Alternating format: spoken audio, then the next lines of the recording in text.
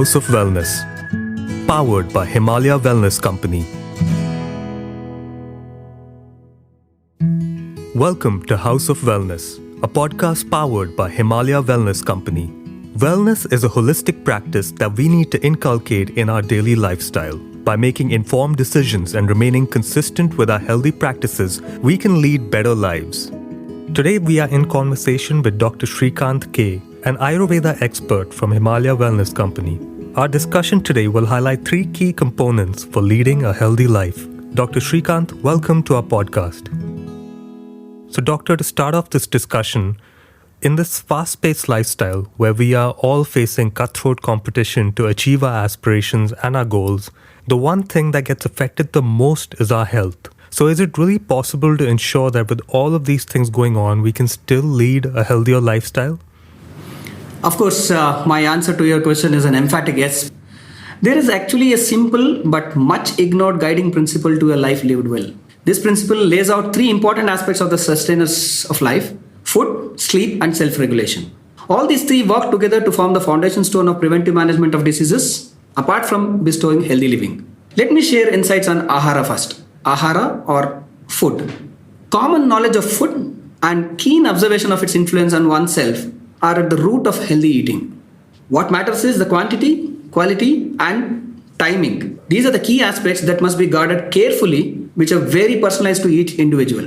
What might be normal to you may be more for me. The simple rule is to follow one's own body signals, keeping in mind what is naturally available in a particular season or geography. For example, cool drinks or ice cream in winter. How far is it going to suit me? Or should I choose amla or a watermelon in winter? A visit to a local market will usually provide you a clue of what is the seasonal veggie or fruit.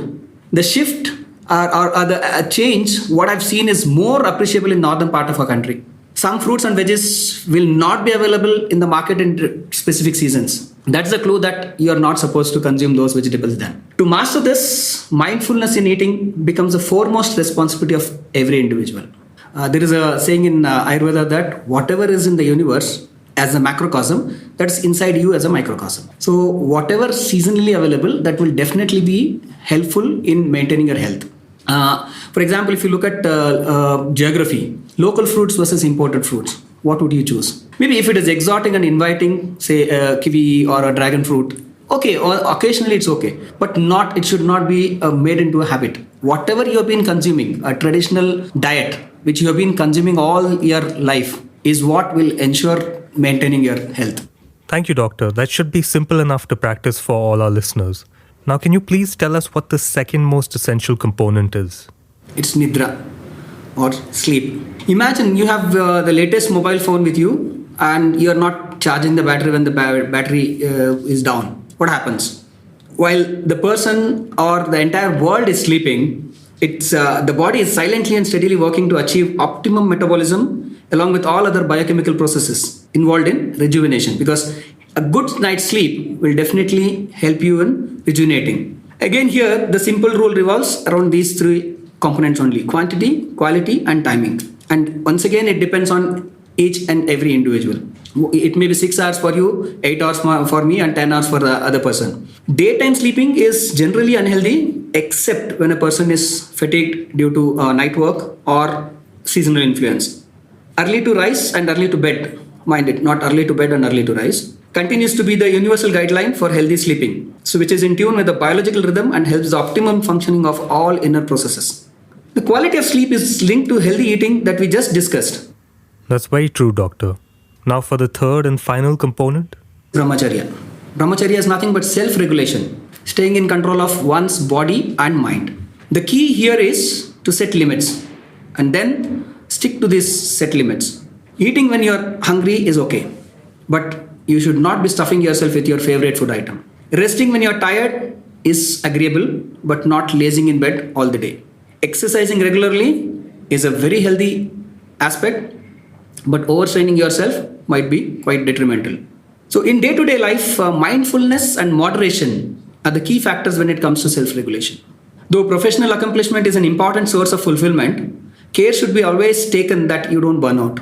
Work-life balance is a must for a healthy life. The same rules of mindfulness and moderation also apply to your sexual life or conjugal bliss. In other words, every aspect of your life, even applicable to your indulgence in social media, using it for connecting with old buddies seems okay, but not mindless scrolling of videos and pictures timelessly. As Ayurveda rightly defined very early and years later what was echoed by the World Health Organization, health is not merely the absence of disease, but an overall well-being, physically, mentally, and socially. So the three tenets of Ahara, Nidra, and Brahmacharya work in tandem to achieve a unique harmony that leads to this sense of complete and holistic well-being. Each tenet influences the other and they complement one another in a crucial chain of action. For example, while self-regulation is the key to healthy eating and sleeping, food and sleep habits followed well will help in controlling the mind, thereby helping us control of other weaknesses that one may tend to indulge in. So, to put it in a nutshell, the three aspects discussed now need to be practiced in moderation according to individual needs, and that indeed requires constant and careful observation of oneself.